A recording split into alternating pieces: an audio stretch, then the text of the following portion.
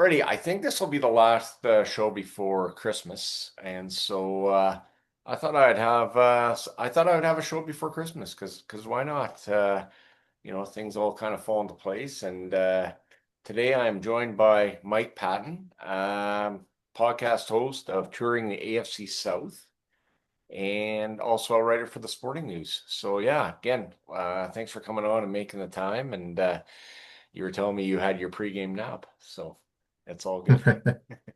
Yeah, definitely an unexpected one, I would say, but hey, it happened. Yeah, it definitely does. So maybe just kind of give us a bit of your history of kind of into sports and how you got into it and how you got into touring the AFC South. I saw pictures of you being at the Titans Chiefs game yesterday and just kind of what's all entailed with all that. Well, as far as covering sports, I've been doing this for probably over a decade now, in various different ways. I've written, for my own website. I've written for a few other different websites as well. I wrote for Athlon Sports before I actually wrote for Sporting News. Done a lot of different things, whether it's just talking sports overall with NBA, NFL, things like that. But I really didn't start honing in to the AFC South until 2020, 2021.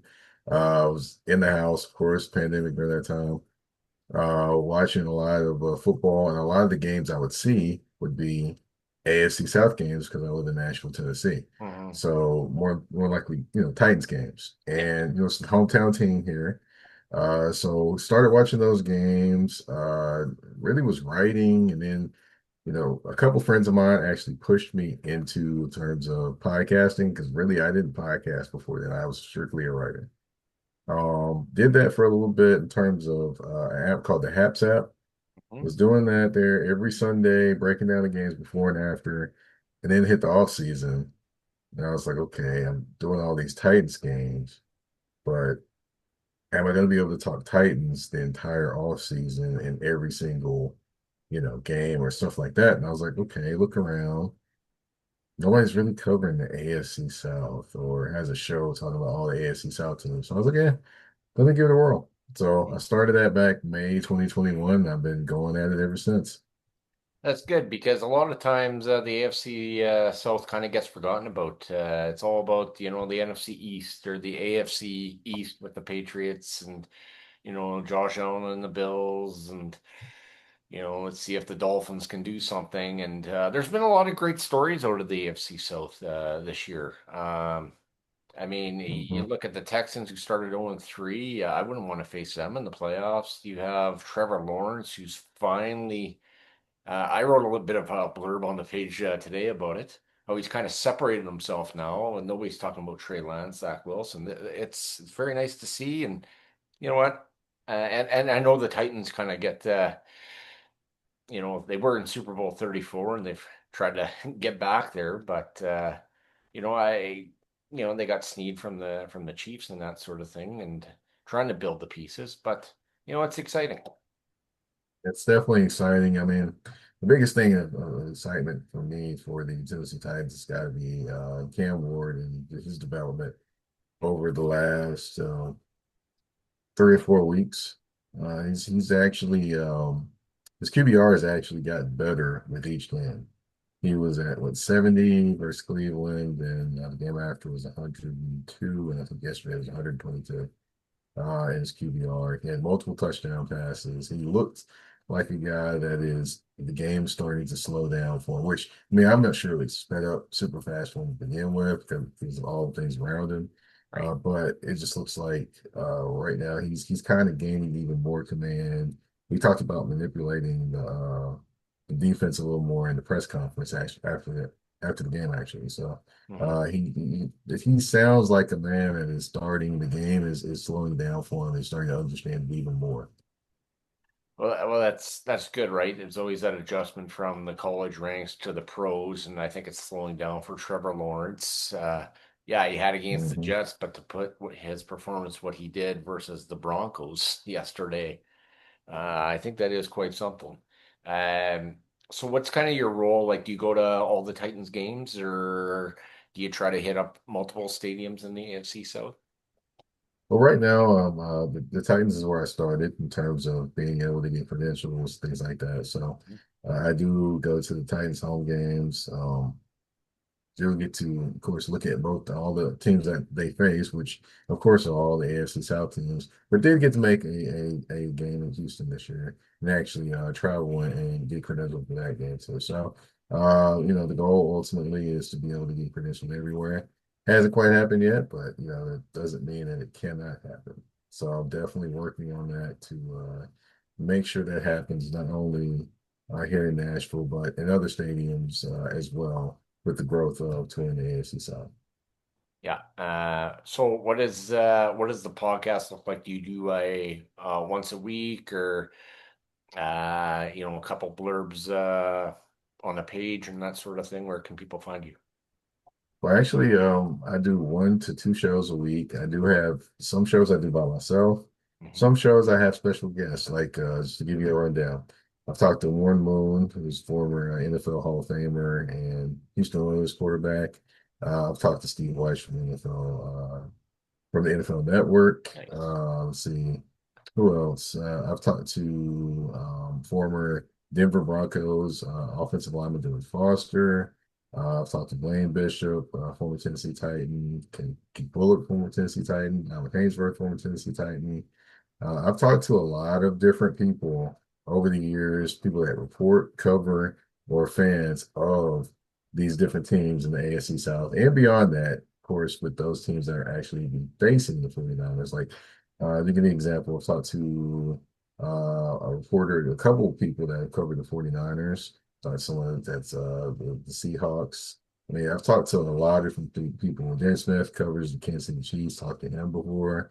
So I've talked to a lot of different people when it comes to covering the AFC South and also the teams that they are facing as well. So, could be one, like I mentioned, let me get back, I guess, bring it on home. But yeah, I do 1 to 2 shows a week. And then I also, cut videos about different AFC South teams, different thoughts I have in regards to the AFC South throughout the week as well. Right on. And what else kind of sticks out to you with, former players? Is there a particular sticking point? Is there a theme that you say, hey, it's consistent with all of them? Again, you bring up Blaine Bishop, played in the Super Bowl 34 game versus the Rams.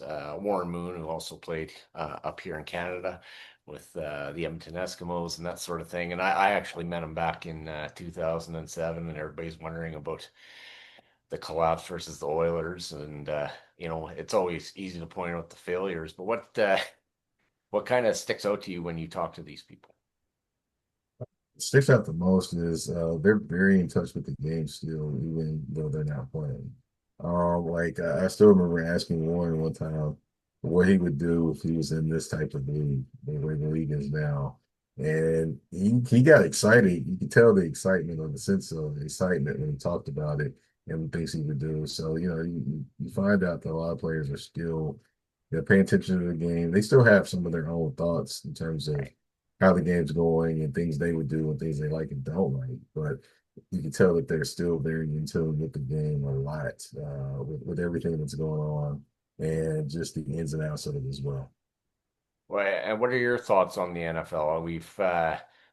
I had a conversation with a good friend of mine, and he goes, Steve, it's just not the same what it used to be. It's all high powered towards the offenses. We saw today the highest scoring half in Monday Night Football since the Rams and Chiefs, and landed up, being pretty close to the final score of Super Bowl 37 tonight, that sort of thing. So where do you kind of see, like, do you enjoy the 10-7 game? Do you enjoy more of a defensive game, or the comebacks always seem to me more of a common thing. Well, honestly, I played college football and I played defense. So, naturally I do like defense, a little bit more at times. It gets me a little excited, but I do like the way the league is in some senses. In other senses, I don't. Hmm. In other senses, it's like, well, it does seem like a lot of the rules are catered more towards the offense, but also you have to remember that offense sells tickets. Yes. People tend to forget that, but people want to see exciting play, not play that is, kind of like, I guess boring to the average fan. So, in that sense, I totally get the rules. In other senses, I'm like, okay, can we get some more rules catered toward the defense, kind of balance this thing out? But as a defender, you gotta be twice as nice out there. You can't grab, you can't hold, you can't do all those different things that used to be back in the day. Like it's kind of like in NBA basketball. You can't handshake anymore. So defenders have to be a little bit better there. So I enjoy when I see a great defense that I get to watch probably a little bit more than I do an incredible offense, just because naturally I was a defensive player all the way through college. So, the game has changed, and it has its things, its pluses, its minuses. For health reasons, I get some of the things that have changed and, for the better in terms of the health and long-term health of players. Um, you know, but, do wish some of the rules were slanted more 50-50. Right. But it is what it is, and I'm not going to complain. I do enjoy watching and covering the NFL, and I do enjoy just seeing the development and seeing the different stories that come about. Now, I will say this: you know how a lot of times um, you have some men that will say they don't watch drama TV, things like that. Hmm. Well, the NFL is drama TV. Yes. There's little bitty stories, but then it's like little bitty soap operas between each team, between all 30 teams and 30 of them. I'm just throwing them out there, but all 32 teams, there's a drama pretty much every single week. And that is essentially I guess the male version of a soap opera if you don't watch soap operas on TV or say you don't watch any soap operas. Yeah. Completely agreed, right? Like when you brought up with the offense and defense, we saw yesterday with the Lions and Steelers. I mean, it was the Mhm. offensive pass interference um, that was disallowed on that touchdown, right? And then we saw DK Metcalf have that altercation with the fan. And then him claiming he said all that stuff, and apparently there's a video out where he didn't say it. So they're going to talk about NFL Network. uh, and then we got the stuff going on with Jacksonville, um, with their coach who's come over, and this was the team I think Doug Peterson everybody thought was going to have, but okay, he gets the keys to the car. It, comes over from Tampa, implements all of this. And so, yeah, they just never end. And that's why it's the most addicting league in the world. Yeah, that's true. That's true. And then, of course, as far as the most, popular as well. Yeah, yeah, it's they sell those stadiums out in overseas in like 20 minutes, 30 minutes. And there's a reason the NFL has three Christmas Day games because they know they're going to win that battle with the NBA every day. And that's why Mhm. the NHL will never play on Christmas. I hear you. So how do you see the AFC South kind of materializing here? I wrote down the standings, but Mhm. after tonight, I think the picture has become a bit more clear. Yeah, definitely. I mean, it's Jacksonville's to win, pretty much. They have 2 games left. They're rolling right now. Like you mentioned, Trevor Lawrence is playing at the peak of his powers, Trevor Lawrence right now. And that, it's kind of like with you watch a Marvel. So I was just gonna liken this to Marvel.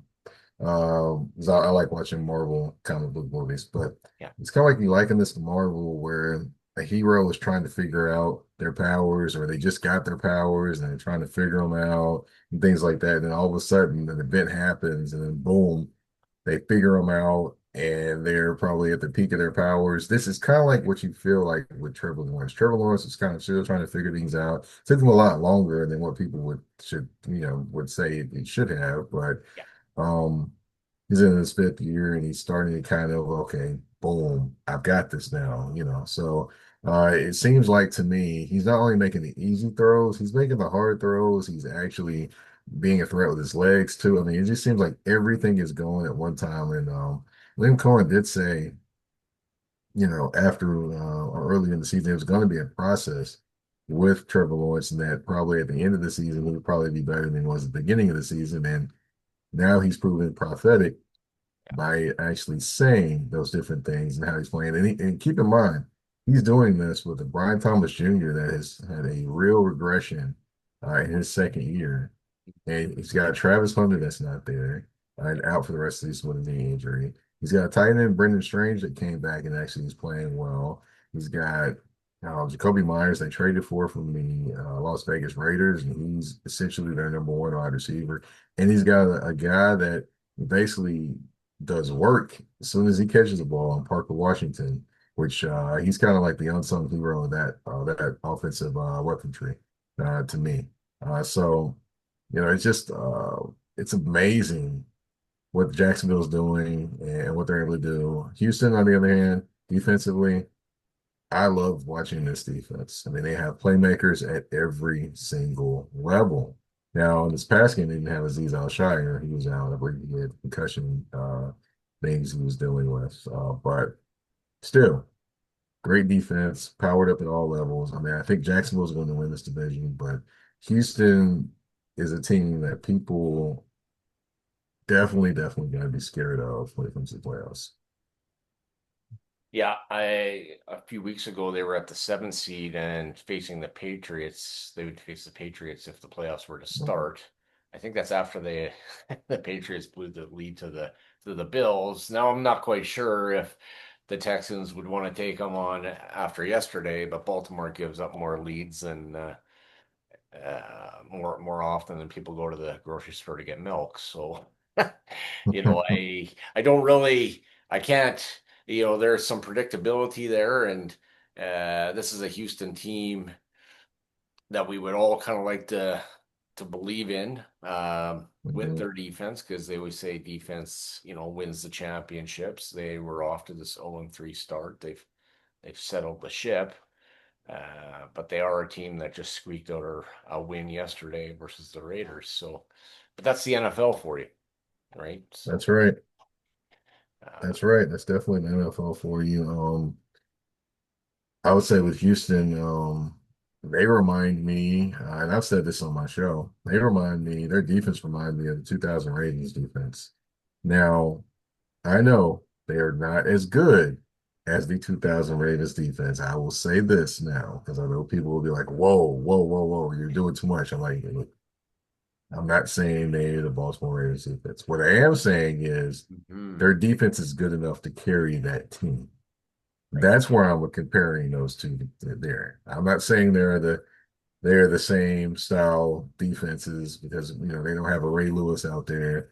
They don't have a Rod Woodson playing safety. I know, but they do have very talented players at all different levels. The pass rushers, Danielle Hunter, Will Anderson Jr. You have Derek Stingley Jr. and Kamari Lassiter at corners, which are both very good. Bullocks at safety. I mean, Aziz Al-Shire when healthy at the linebacker spot. I mean, that defense is good enough to carry them. In this league, with you don't really have a dominant offense like that on the AFC side. But they all have issues. All the offenses have issues. Yes. So why not the Houston Texans in terms of what their defense is? Because I put that defense against any team's defense that any offensive team they can put out there. And I think this defense can hang in there.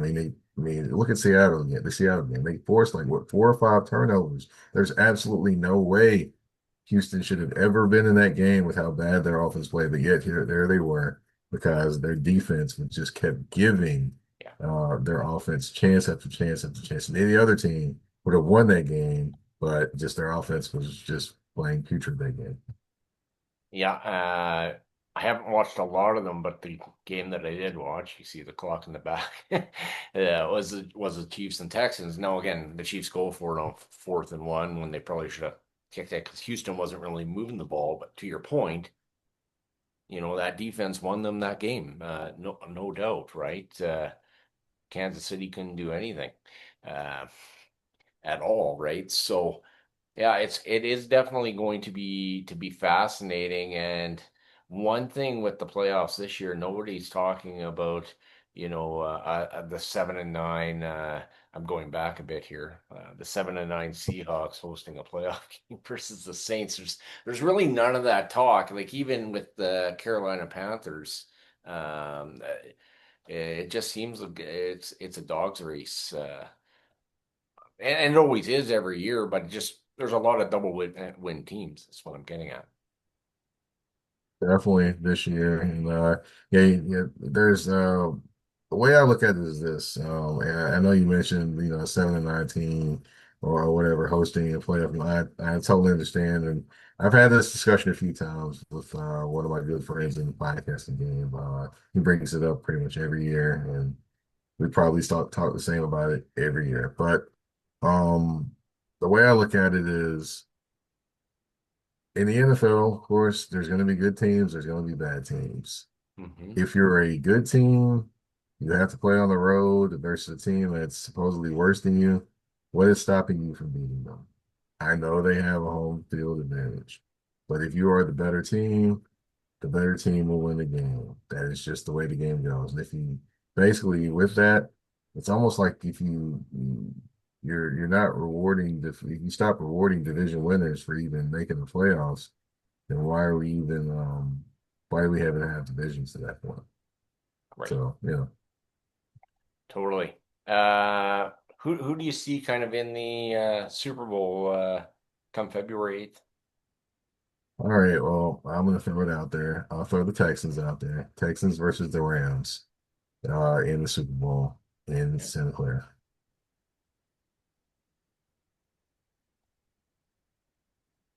Even after the Rams had their, I mean, they fired their special teams coordinator.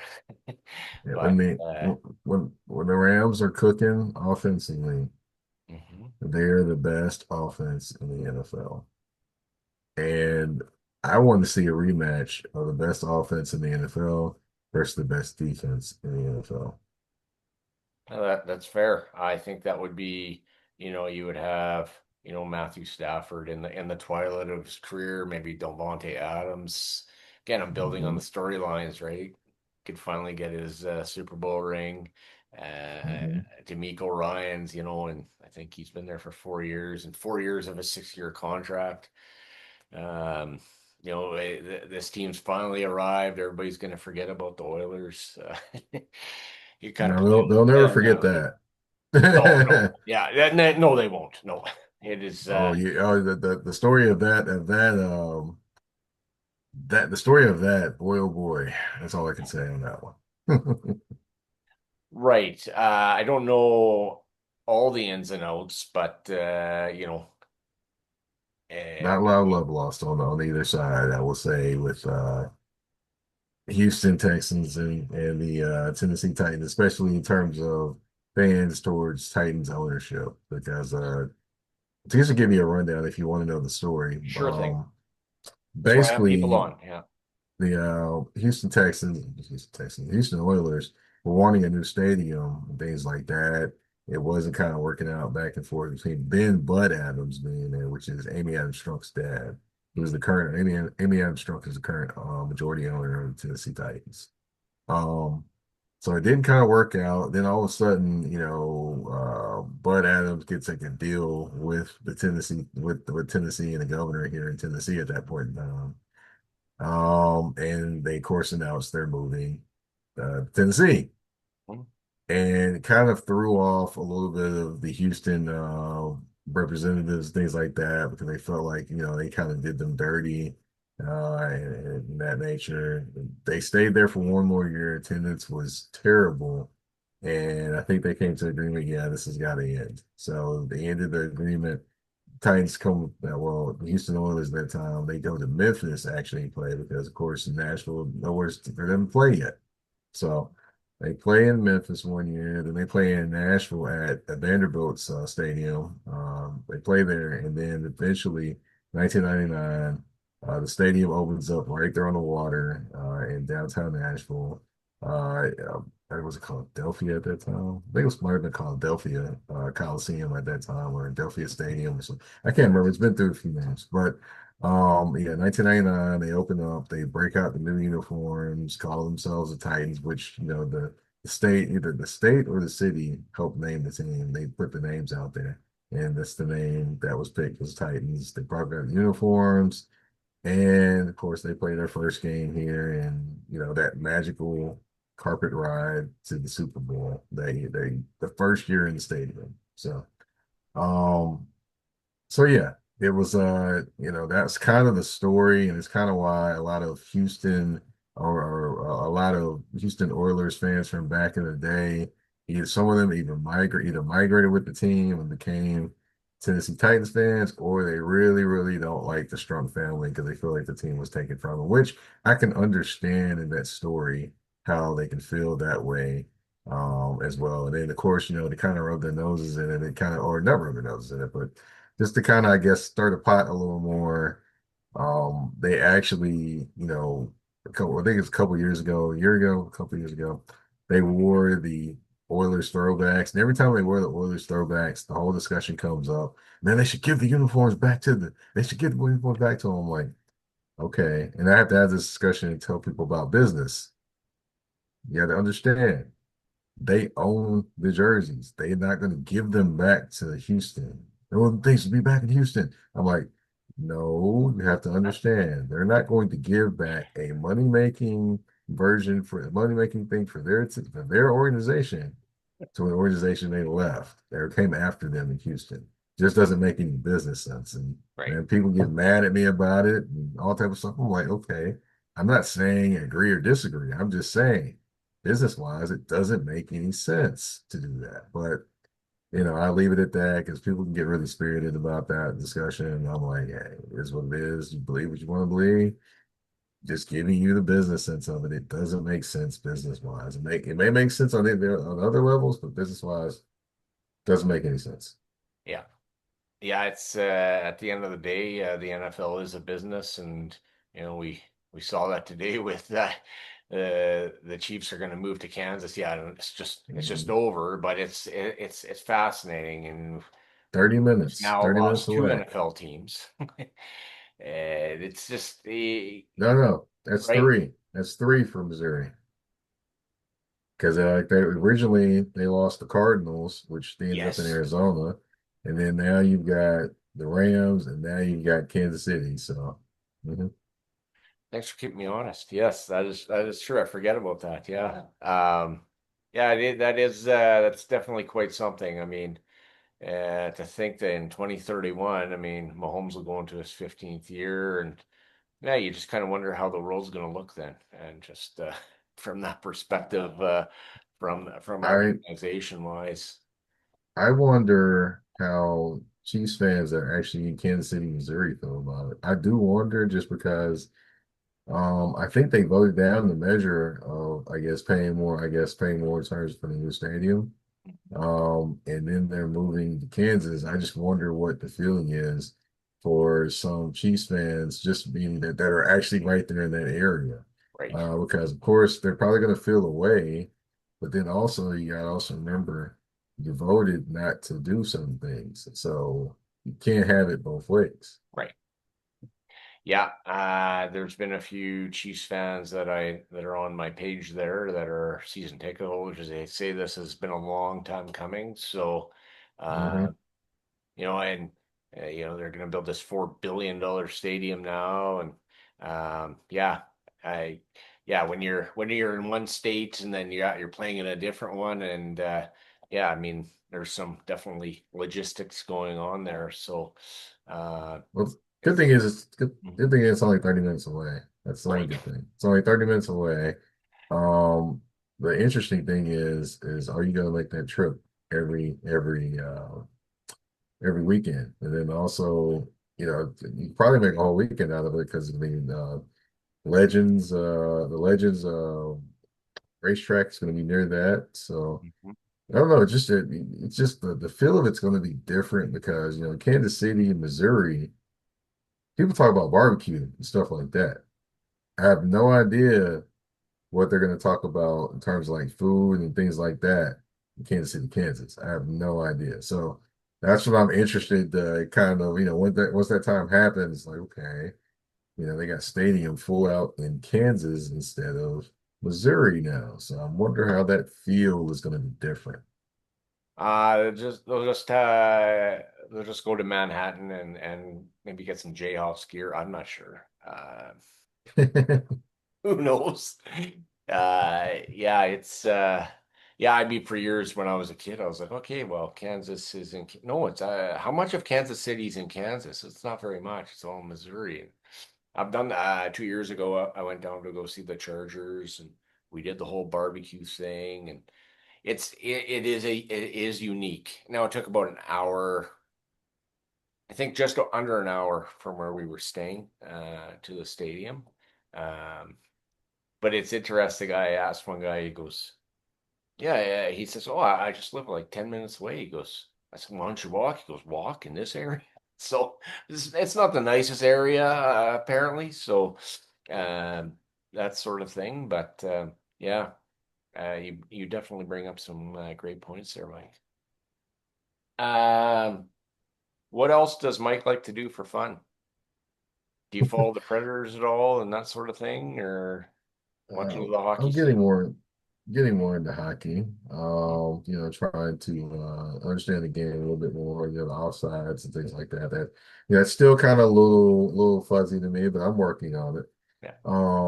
Also, of course, love to watch movies and television series. Hmm. Like what Paradise that comes on Hulu. Love that series. So I like to watch different things like that, and I like to create as well. So, when I'm outside of actually writing about sports, creating like short story series and things like that.